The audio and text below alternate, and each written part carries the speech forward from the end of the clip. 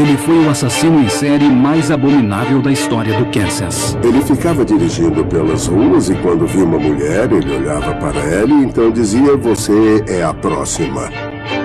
Ele se intitulava BTK. Ele amarrava... Ele levava um kit com ele, a corda com que amarraria as vítimas e os sacos plásticos que ele colocaria sobre suas cabeças. Ele torturava... My mother begged for her life. Yet he showed no remorse. Ele matava. You will find homicide 43 South Pershing, Nancy Fox. Por 3 décadas, ele provocaria a imprensa e a polícia num jogo perverso de gato e rato. Não havia mais nada que pudéssemos fazer, exceto, infelizmente, esperar pela próxima vítima. Mas BTK teria nascido para matar? Para mim, havia 2 pessoas naquele corpo. Uma delas era o marido e pai, o líder dos escoteiros. A outra pessoa era um completo animal.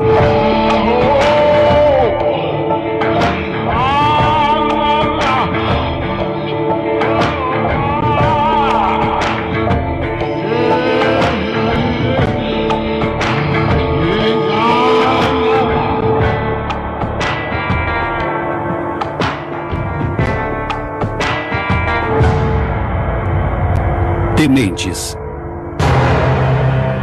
I broke into the house and waited for her to come home. Esta é a confissão de um assassino sádico. Were you armed with a handgun at that time also? Yes, I had a handgun. What happened when you came I back? actually had 2 handguns. Finalmente pego depois de aterrorizar uma comunidade por décadas, ele descreveria seus métodos e motivações com frieza de detalhes. The strangulation wasn't working on her, and I used a knife on her. Revelando a mentalidade de um psicopata. If you read much about serial killers, they go through what they call the different phases. E desvendando um mistério que aterrorizou uma cidade por 30 anos.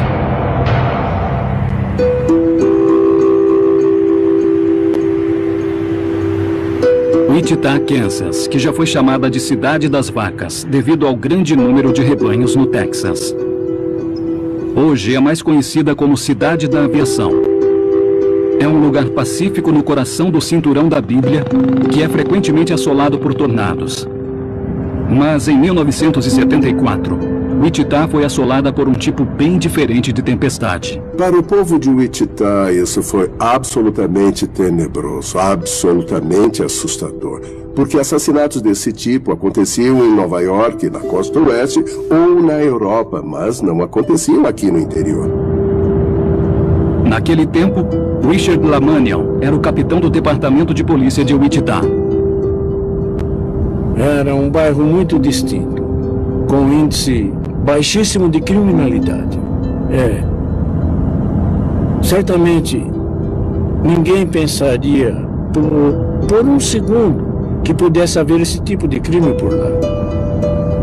É aquela casa logo ali. Na Murdoch com Edmund. É o local do crime. E ele entrou pela porta dos fundos. Ele cortou o telefone e então entrou pelos fundos. Dentro da casa, os detetives encontraram uma cena que eles jamais esqueceriam.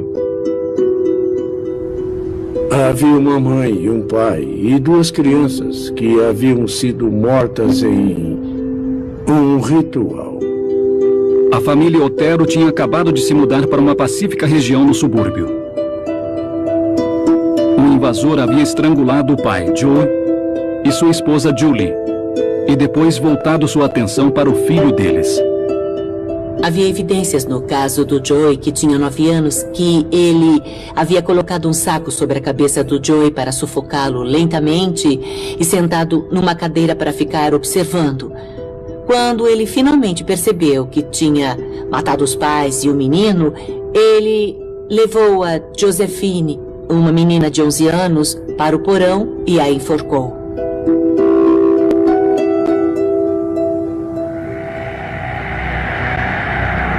O massacre da família Otero seria apenas o primeiro de uma série de assassinatos que perduraria por décadas e que não seriam totalmente explicados até que o agressor finalmente se pronunciasse 30 anos depois. Is this something you were doing for your personal pleasure? Sexual fantasy, sir.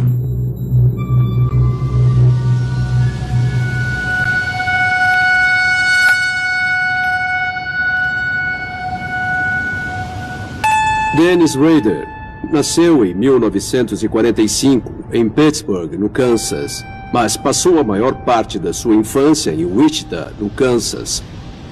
Ele era o mais velho de 4 filhos e até que ele teve uma infância normal. Roger Farthing entrou na escola no mesmo dia que Dennis Rader e cresceu junto com ele. Na pequena comunidade dos arredores de Wichita, Rader teve uma infância aparentemente tranquila. A mãe dele trabalhava no mercadinho. O pai dele trabalhava na ferrovia e por muitos anos.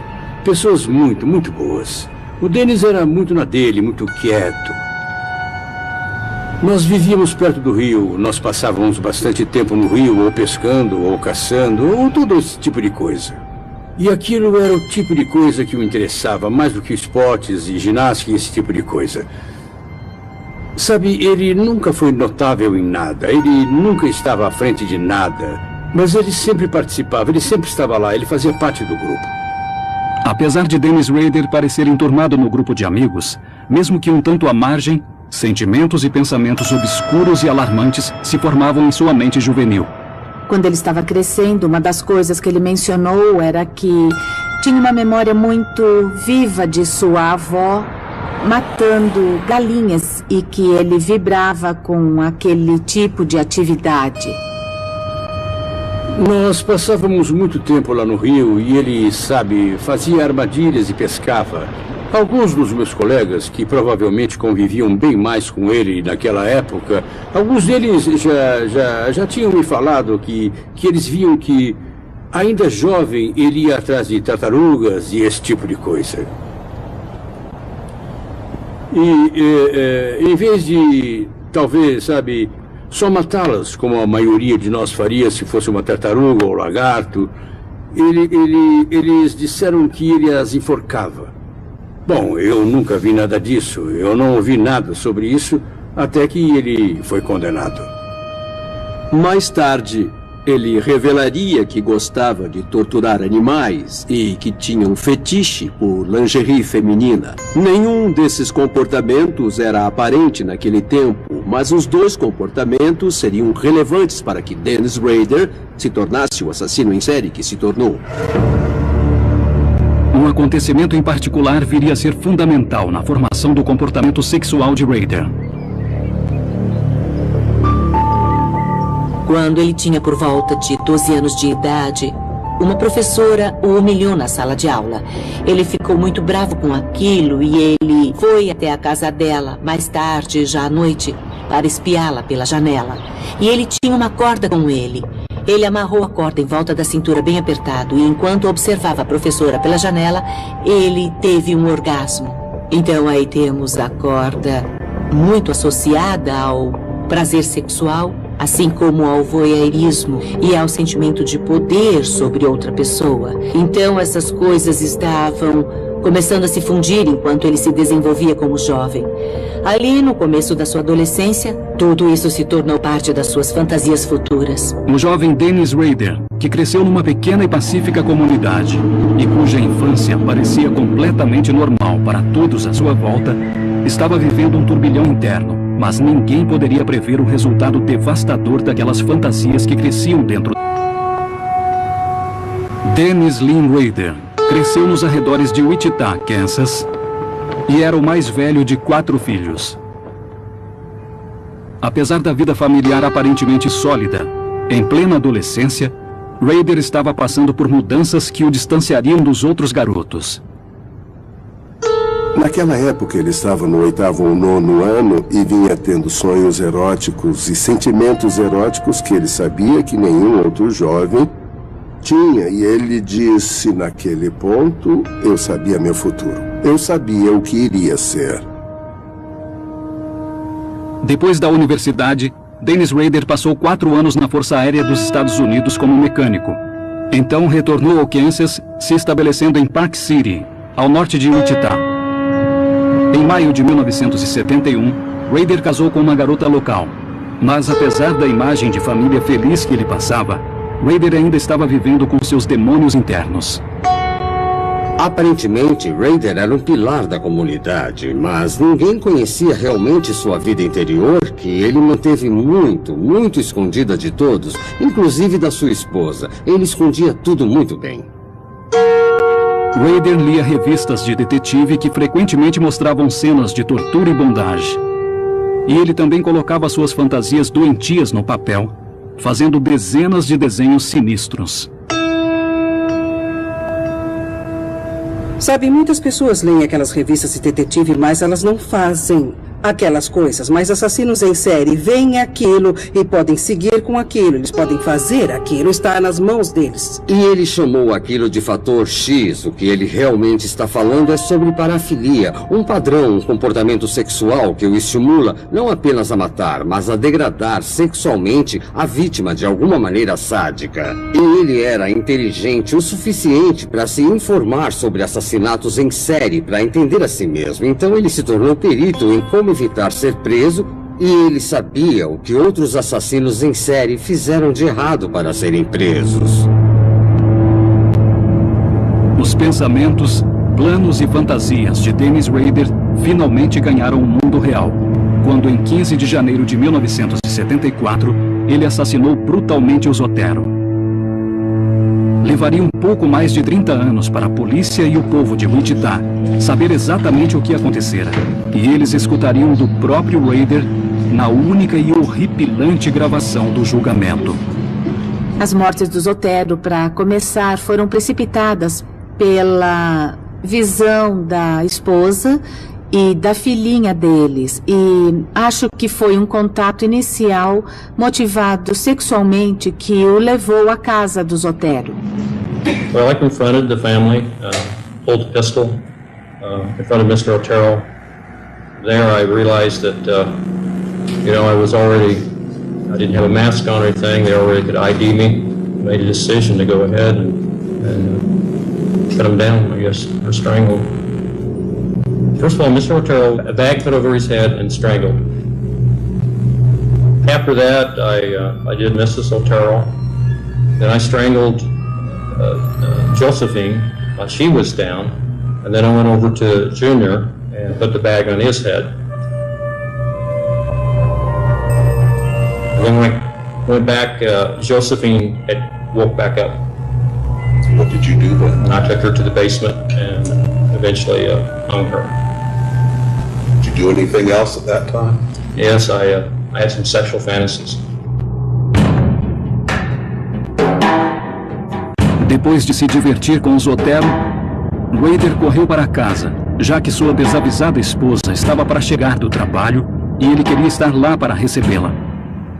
Perguntamos a ele sobre a esposa, como você pôde, como ela não ficou sabendo.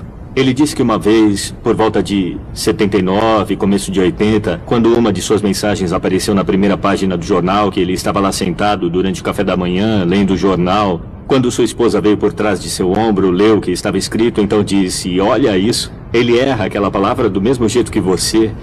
E o Dennis disse, eu pensei que ia ter que matá-la, mas ela não disse mais nada, então eu deixei pra lá.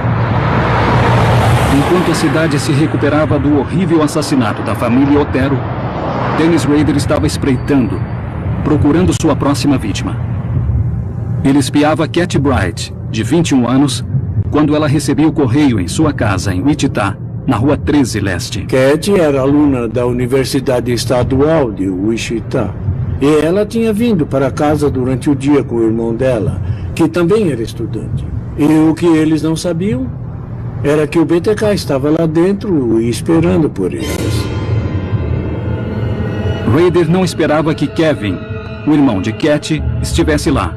I think I had him tie her up first, and then I tied him up, or vice versa. O irmão conseguiu se soltar. Ele levantou e começou a gritar. E o BTK apareceu e atirou na cabeça dele. I could see the blood, and as far as I'm concerned, I thought he was down. And then went and started to strangle Catherine. And then we started fighting because bonds weren't very good. And so back and forth we fought. Então o BTK pegou a faca e esfaqueou Cat diversas vezes, matando-a. Mas o irmão dela reagiu. E, mesmo desorientado e sem entender o que estava acontecendo, ele conseguiu fugir pela porta da frente, gritando por socorro. Oh, I tell you what I thought. I thought the police were coming at that time. I heard the door open. I thought, no, that's it. And I stepped out there, and I could see him running down the street, so I quickly cleaned up everything that I could and left. Apesar de ter planejado o assassinato, Rader falhou em não levar todas as suas amarras com ele. If I had brought my stuff and used my stuff, Kevin would probably be dead today. I'm not bragging on that, it's just a matter of fact. Quando você olha para os primeiros assassinatos dele, ele teve sorte. Porque ele poderia ter sido pego pelos seus erros, no primeiro ou no segundo facilmente. E ele realmente pensou que seria preso. Ele certamente tinha sido descuidado, provavelmente tinha deixado coisas para trás e estava nervoso pensando que ia ser preso. Ele pensou que tinha cometido um erro bem sério. Nós pudemos falar com o irmão diversas vezes, obviamente por causa do trauma que ele havia sofrido no cérebro. Ele foi incapaz de realmente nos revelar muita coisa, exceto que o assassino era caucasiano e sua idade aproximada, e isso foi basicamente o que conseguimos dele. Não muito tempo depois do assassinato de Cat Bright, a imprensa divulgou que um grupo de mais 3 homens estaria envolvido com a morte do Zotero. Rader ouviu que outra pessoa estava ganhando os créditos pelos assassinatos e ele não pôde suportar aquilo. Aquilo motivou a primeira comunicação do BTK. E o jeito como isso chegou até nós foi por carta. Ele contou para a polícia que não ia parar. Ele ia continuar a fazer aquilo. Se vocês não me pegarem, mais pessoas nesta comunidade vão morrer. 3 anos se passariam antes que ele atacasse novamente. O seguinte foi em 1977 e eu estava no comando naquele momento. A Shirley era mãe solteira e em casa havia algumas crianças. The kids were really banging on the door, hollering, screaming. She got sick, threw up, got her a glass of water, comforted her a little bit, and then went ahead and tied her up, and then put a bag over her head and strangled her. Como um longo período se passou desde os últimos assassinatos, os investigadores não associaram o assassinato de Shirley Bayan aos da família Otero nem ao de Cat Bright. Em parte, o longo tempo entre alguns dos assassinatos teve a ver com ele ter um filho e mais tarde ter uma filha. Ele foi capaz de compartimentalizar sua vida. E por ser capaz de compartimentalizar sua vida, ele podia ser um bom pai. E também podia matar. 9 meses depois, em dezembro de 1977, BTK atacou novamente. Mais tarde, ele chamaria o caso de seu ataque perfeito. A Nancy era solteira, uma bonita jovem que vivia sozinha. I went around to the back of the house, cut the phone lines, broke in, and waited for her to come home. É claro que ela entrou no apartamento, sem saber que ele estava lá, e então ele a dominou. Told her there I was had a problem, sexual problems, that I would have to tie her up and have sex with her.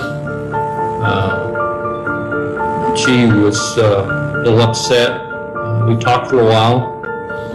I handcuffed her, had her lay on the bed, and then I tied her feet, and then I got on top of her, and then I reached over, took the belt, and then strangled her with the belt at that time. Ela foi asfixiada até que estivesse quase morta, e aí, enquanto fazia isso, ele se masturbava no penhoar dela. O que é excitante para alguém como Rader é prolongar a agonia da vítima, porque é isso que é estimulante para pessoas assim. A definição de sadismo é essencialmente infligir dor a outra pessoa, e infligir a dor é um jeito do sádico de se assegurar que ele está de fato no controle. E que Rader fazia, e tantos outros assassinos sexuais em série fazem, é usar uma corda ou alguma coisa assim, e então quando a pessoa está quase morrendo, eles relaxam a pressão e deixam que a vítima se recobre. E aí aplicam uma pressão adicional. Dessa maneira, o sofrimento é prolongado. E era assim que Rader prolongava sua excitação sexual. De fato, Rader estava tão satisfeito e orgulhoso do que pensava ter alcançado que ele fez algo extraordinário a fim de ganhar crédito da imprensa e da polícia. No dia seguinte, ele mesmo comunicou o assassinato para a polícia. Ele nos ligou de um telefone público, nos informando que encontraríamos uma pessoa morta e nos deu o endereço. You will find a homicide at 43 South Pershing, Nancy Fox. Os policiais foram para lá, os investigadores acharam tudo, e o que ficou claro para nós era que o BTK tinha voltado e era um assassino em série. Em 10 de fevereiro de 1978, 2 meses depois do assassinato de Nancy Fox, a estação de TV local KAKI recebeu uma carta macabra. Era de BTK, e nela, ele reivindicava a autoria dos assassinatos do Zotero, Shirley Bayan, Nancy Fox e de uma outra vítima não identificada. Ele exigia a atenção da mídia e anexou um poema intitulado Ou Morte a Nancy, junto com um desenho de Nancy Fox morta em sua cama. Pouco tempo depois, eu anunciei que estávamos trabalhando com o FBI. Já estávamos trabalhando com outras agências locais, com o Bureau de Investigação do Kansas, já que tínhamos um assassino serial. Foi quando realmente aumentaram as vendas de cadeados e também as vendas de armas naquele período, porque nunca tínhamos tido nada daquilo. Aquilo nunca tinha acontecido em Wichita, Kansas. Rader estava agora ganhando a atenção que tanto desejava. Rader queria status. Rader achava que era mais esperto do que qualquer outra pessoa daquela comunidade.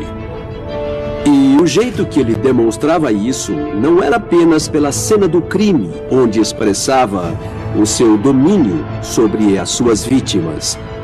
Ele podia demonstrar aquele status, sua esperteza e seu poder ridicularizando a polícia por não ser capaz de prendê-lo. Do ponto de vista da polícia, foi extremamente frustrante. A gente pensava, quando é que isso vai acabar? Não é que ele estivesse fazendo isso a cada 1 ou 2 meses. Ele demorava 1 ano ou mais, 2 anos ou 3 anos. Não havia mais nada que pudéssemos fazer, exceto, infelizmente, esperar pela próxima vítima. Essa era a parte triste. A polícia estava perdida e as cartas provocativas de BTK continuavam a chegar. Os moradores de Wichita ficaram assustados, se perguntando quando ele mataria novamente e quem seria o próximo.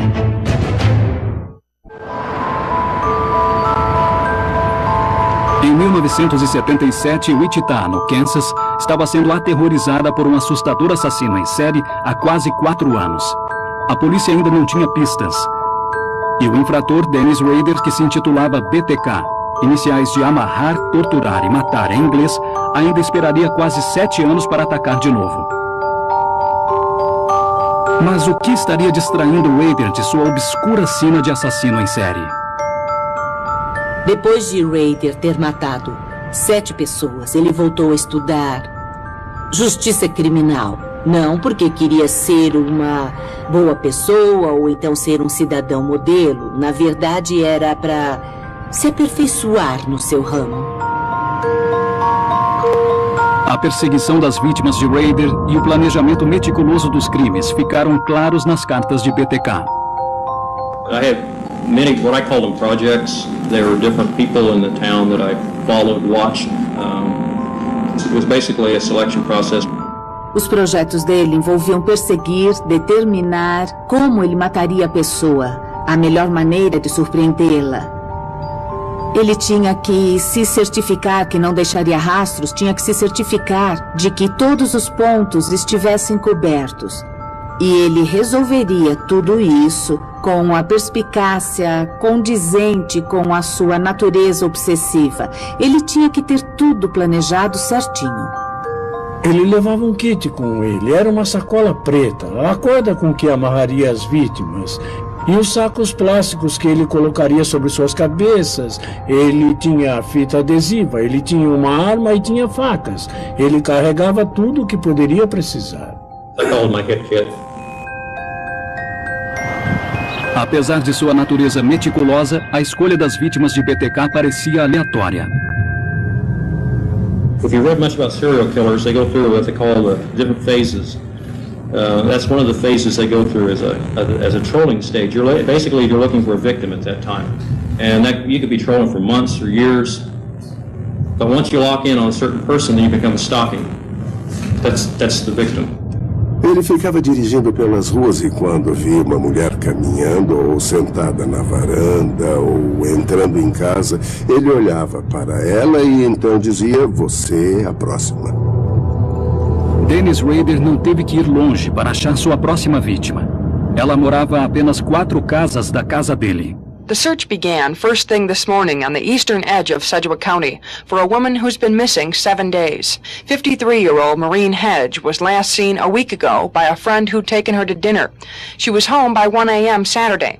Later that day, her door was found ajar, her phone lines cut, and Maureen Hedge was missing.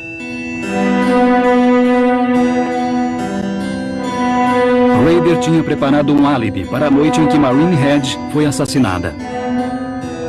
Ele levou o filho para o acampamento dos escoteiros e aí Dennis Rader levantou à 1 da manhã, saiu, matou a mulher e então voltou para o acampamento como se nada tivesse acontecido.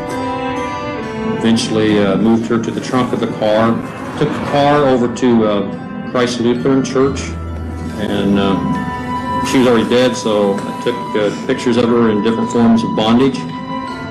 Ela era diaconisa da igreja e ele a fotografou. E foi tão desprezível porque nas fotos você podia ver as roupas do coral lá no porão. E então quando vimos aquilo, percebemos que elas foram tiradas numa igreja. Ele queria brincar com ela, com seu corpo morto. E isso é doentio. 9 dias depois do assassinato, o corpo de Maureen Hedge é encontrado. There was a dead dog there, and then right beside Ray's little father was a foot. The body was nude and police say badly decomposed. A pair of knotted pantyhose were found lying in the ditch beside it. Esta não foi a primeira vez que Rader utilizou seu posto nos escoteiros para cobertar seus crimes.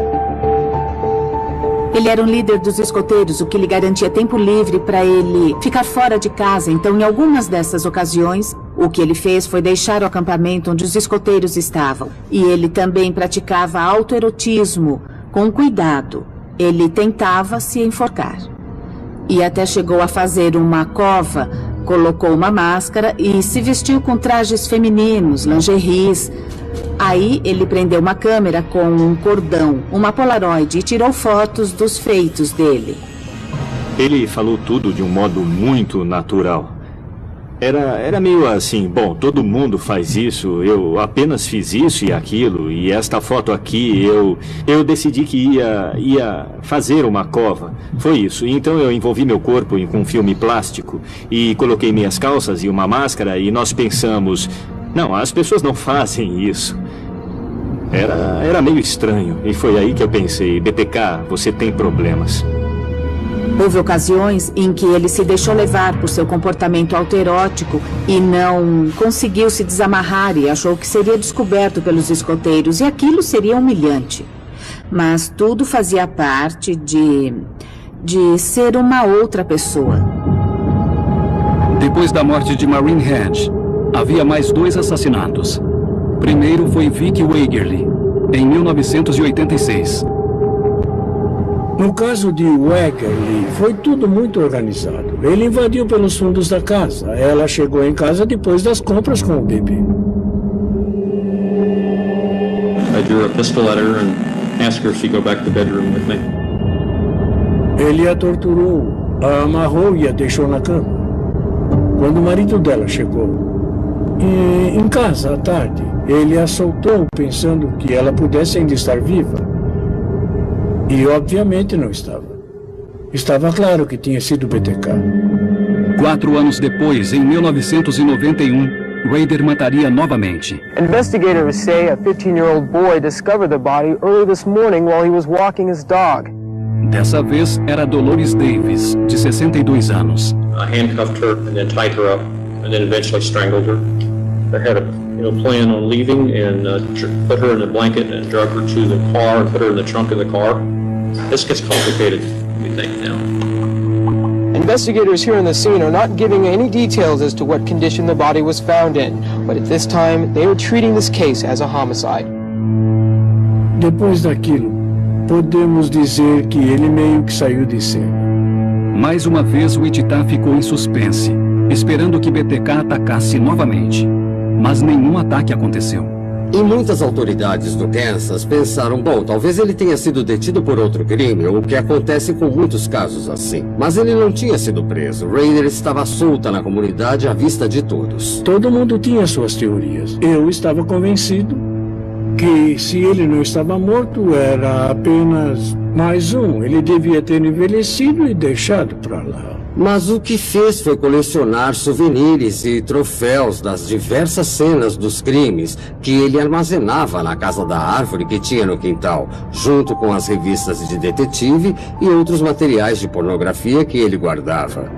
E eu acredito que ele conseguia ficar satisfeito apenas por poder olhar para todas aquelas fotografias de cenas de crime, souvenirs e troféus que ele tirou de suas vítimas. E ele sabia de onde tudo aquilo vinha, o que era muito estimulante para ele. Durante aquele período, os filhos de Raider estavam crescendo e ele trocou de emprego. Ele se tornou funcionário público num cargo que lhe deu a chance de exercer uma posição de autoridade na comunidade. Dennis era funcionário público de Park City. O que ele fazia era multar as pessoas que não obedeciam às leis municipais. Sabe, ele ficou conhecido por usar até régua para medir a grama e se a grama estivesse muito alta, ele multava as pessoas por isso. Ele multou uma mulher por não ter colocado a coleira no seu cão. Então a mulher foi à justiça contestar a multa. E o advogado dela ficou muito chocado com a maneira que Raider se portou. Ele ficou horas e horas e dias só tentando justificar aquelas 4 multas. Eu sou defensor público e já vi casos de crimes, casos de estupro, que às vezes não tinham tantas provas como aquele. Raider se preparou para aquela audiência sobre uma multa como se fosse um caso grave de assassinato. Esta é a foto que o Dennis tirou do cão, do lado de fora do portão. Foi como ele provou que o cachorro estava fora. Numa situação normal, a gente simplesmente seguraria o portão aberto. Vai, vamos entrar de volta, e veria se havia uma razão, motivo para o cachorro ter saído. Mas foi o que o Dennis fez? Não, ele tentou atirar no bicho com uma arma tranquilizante. Eu acredito que isso explica muita coisa sobre o Raider. Ele é incrivelmente controlador com tudo ao redor dele. Claro que Raider não ia querer perder uma causa daquelas no tribunal. Eu sei que o Dennis podia matar cães, ele ficava tentando atirar no shadow do quintal. Mas eu nunca pensei que ele fosse o tipo de pessoa que matasse gente. Com o passar dos anos, Wichita foi aos poucos voltando à sua vida normal. E uma nova geração cresceu sem saber dos horrores do passado. Então, em 2004... 30 anos depois de BTK ter assassinado brutalmente o Zotero, ele ressurgiu. Tonight, Wichitans are on edge. The serial killer who terrorized Wichita for years causes new fears. E todos em Wichita foram envolvidos pela mesma atmosfera de medo que haviam conhecido anos antes. BTK havia torturado ferozmente e assassinado 10 pessoas na região centro-oeste de Wichita, entre 1974 e 1991. Então, por 13 anos, ele simplesmente desapareceu. Mas haveria mais uma virada nesta terrível série de crimes.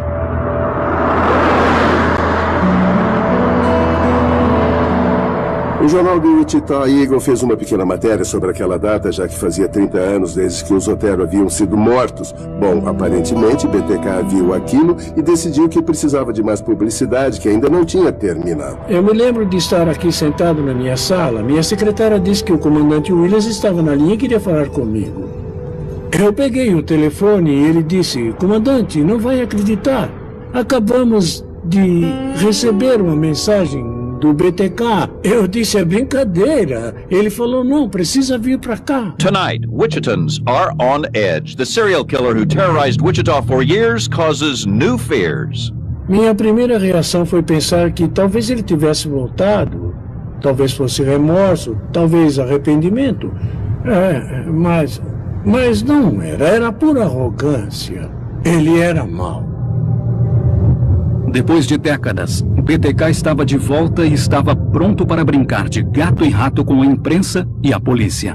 Ele começou a fazer uns joguinhos de caça ao tesouro e nos mandou por toda a cidade em busca de caixas de cereal, brincando com a palavra cereal, de serial killer, cheias de bonecas na posição das vítimas e peças de joias de algumas das vítimas. E ele as escondia na cidade, chamava a mídia e enviava um recadinho sobre onde achar aquelas coisas. Estávamos todos confiantes que, se ele continuasse assim, que finalmente nós o pegaríamos. Sua estratégia era ruim e eu acho que ele queria ser pego.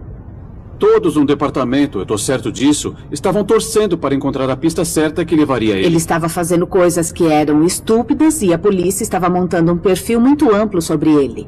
BTK estava para cometer um desastrado erro final. Claramente não familiarizado com tecnologia da computação, ele deu à polícia uma oportunidade de ouro. Era o momento pelo qual os policiais estavam esperando. Ele mandou um recado dizendo: se eu enviar um disquete, vocês conseguirão me identificar? Sejam honestos comigo, eu quero saber. E então, os policiais responderam através do jornal: pode ir em frente, que era o que ele queria ouvir. E foi quando ele enviou o disquete. Randy Stone, o detetive da Forensic Computer Crime Unit, foi quem ficou responsável por obter informações sobre o disquete que BTK enviara. Eu abri, havia apenas um arquivo. E a partir dali nós pudemos identificar que o programa estava registrado em nome da Igreja Luterana de Cristo. E que a pessoa que tinha salvado o documento por último tinha se logado com o nome de Dennis. Aquele homem era Dennis Rader, o presidente da congregação da Igreja Luterana de Cristo, ao norte de Wichita, o BTK. E nós pensamos: ai meu Deus. E foi aí que tudo começou a andar muito, muito, muito, muito rápido. Em 25 de fevereiro de 2005, ele foi detido.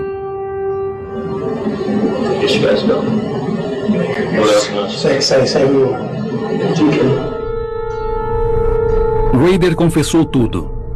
Durante 2 dias, ele falou por 33 horas até que as coisas ficassem claras.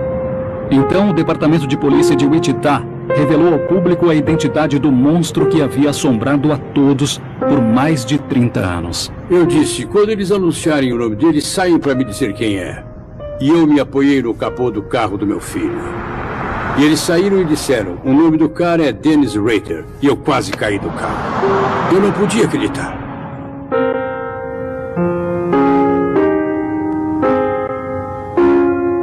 Nos encontros de classe, nós sempre tiramos uma foto em grupo.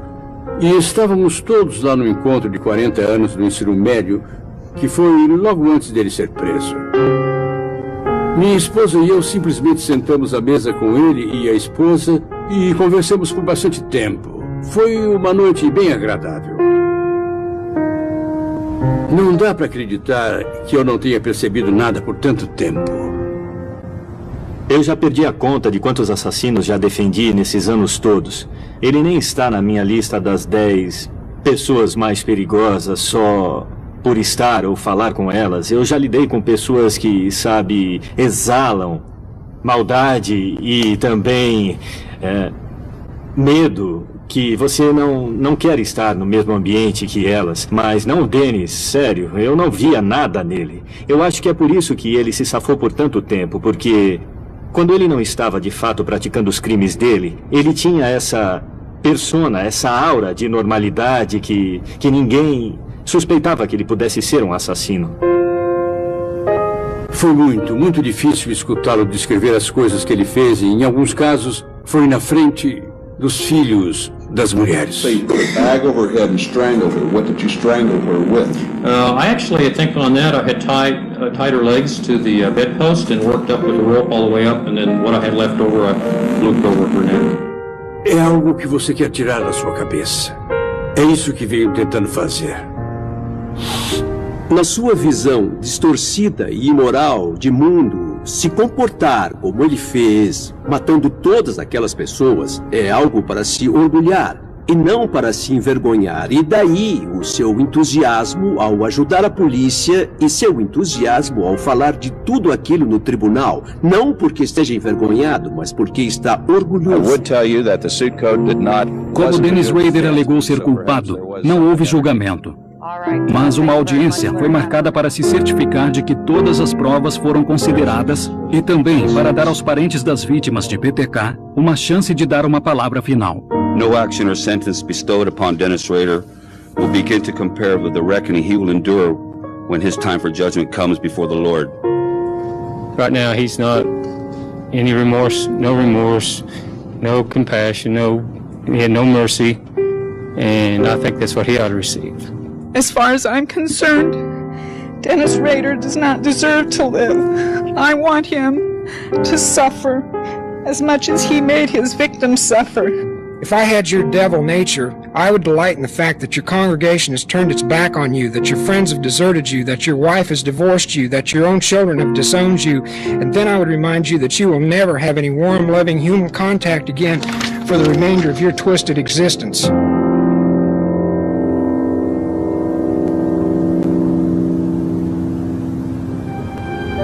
Mas PTK teria nascido para matar?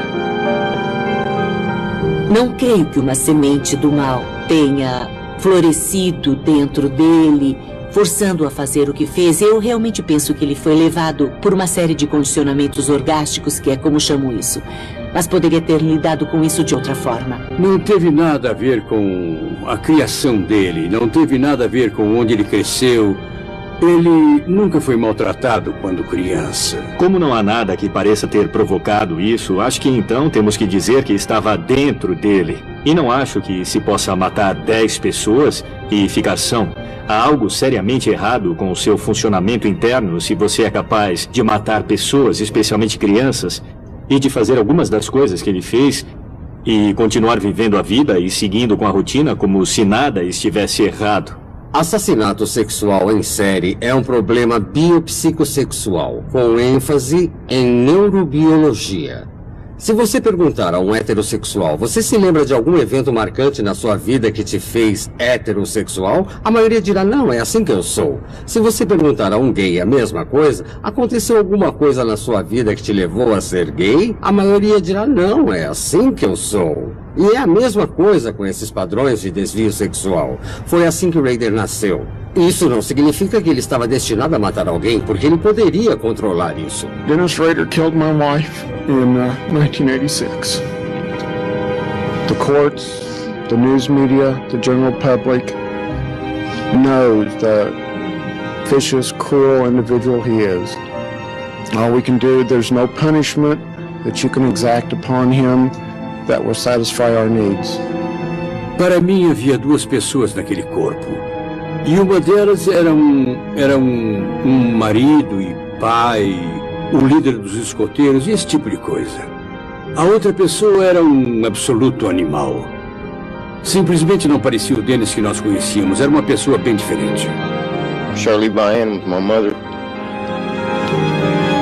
You know, I'd just like for him to suffer for the rest of his life. Ele sofreu algum dano enquanto criança que causou isso ou que levou a isso. Ele fez isso porque é mau. Em 18 de agosto de 2005, Dennis Rader foi sentenciado a 10 penas perpétuas consecutivas. Versão brasileira, Tempo Filmes, São Paulo.